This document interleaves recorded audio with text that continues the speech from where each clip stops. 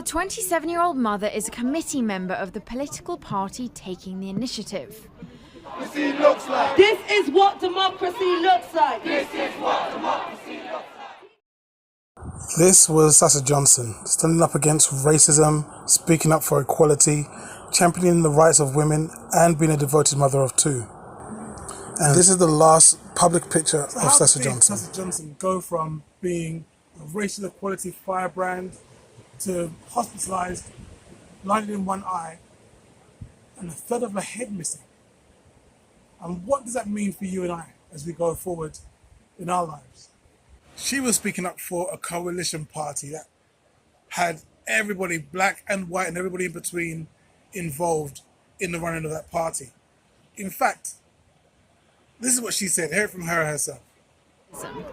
The UK disassociates from racism, but we have to remember the Windrush generation came here. When we're funding war to bomb other countries and people are coming here for safety and rest, then we're fluing them away with our xenophobia. So we're not disassociating from it. We're saying yes, it's here, and we need to address it now. We're in 2020. We've come too far for racism to still be a problem. Now, as soon as that came out, then this tweet was released. Now, what's crazy is that Sasha said, it's not her, she didn't actually write that. She didn't compose that tweet. She didn't even have Twitter at the time. This was clearly somebody else who was trying to change the narrative. Because what do we have? We have a young, articulate, good-looking woman of color. Now, you know, that's a triple threat right there.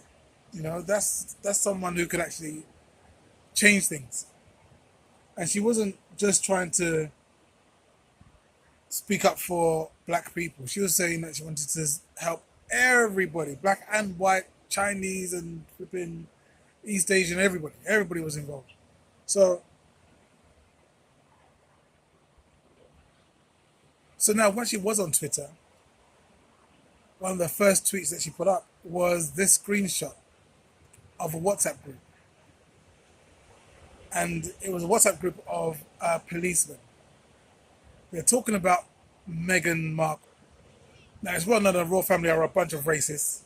The fact that, you know, the Queen oversaw the colonization of so many countries in that family's name, in the name of England and the British Empire. Given that was what was going on beforehand, no one should really be surprised or be arguing that point. And that mindset travels down through the ranks into the police service, where these policemen were speaking of Meghan using racial epithets. How things are going to go missing in the palace. Now that she's there, you know, the silver and the gold is going to have to disappear. I spoke about the gold in the last video.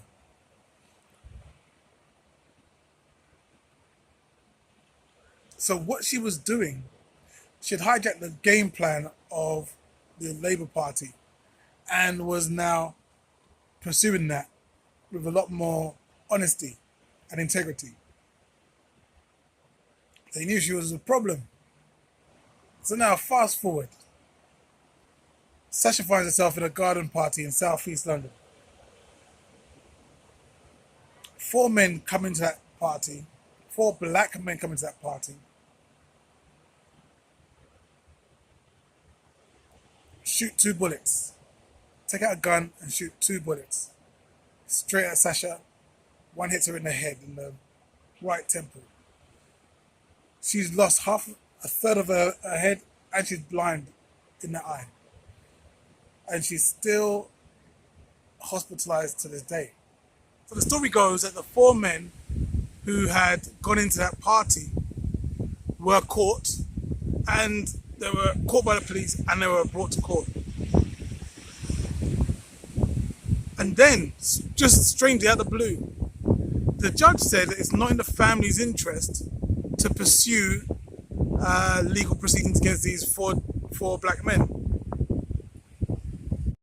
And the term she used to get rid of that case is a term they use when they're speaking about police informants or, you know, an ongoing police investigation. So reading between the lines, it seems to me like as though they were police or police-connected agents who went into that party and killed that young woman.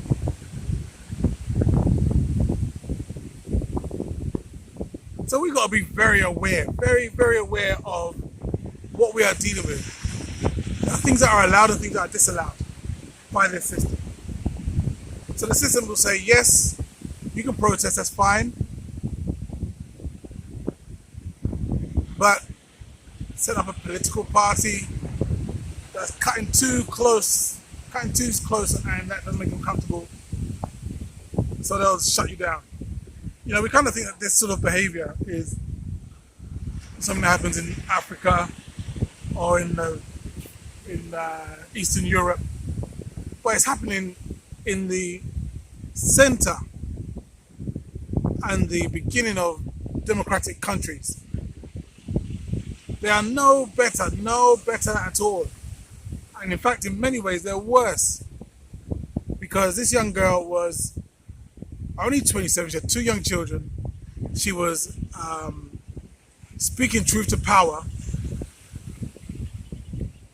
And 4 people who are part of the police service killed that girl in a party. No other shots were fired. No one else shot back. You know, what they'll say is, oh, it was a drug. It must have been a drug or a gang thing. So they will blame it on black people. So they will put black people on there to do that kind of wet work. Then they will put out a narrative that a girl who was speaking about, I shouldn't use the word girl,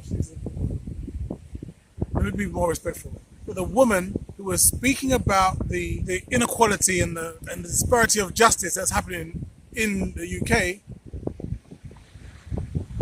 they were pushing 2 narratives. One, that what she wants to see is the enslavement of the white man, and 2, she got killed by her fellow black people in a gang violence thing that she was involved in somehow. But it's all nonsense. We've got to be so careful. We have to be aware of the enemy that lies among us, that lies around us, who smile with us and, you know, shake our hands and tell us they're allies, and they're not. So support those people who are in your area who are speaking about truth and justice, truth and reconciliation, truth and like real justice. Support those people. And brothers, as I've said time and time again, protect our women. Keep them close. We don't know. We have no idea what's going to happen.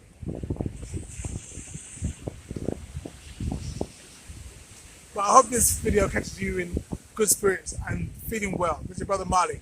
Until next time, peace.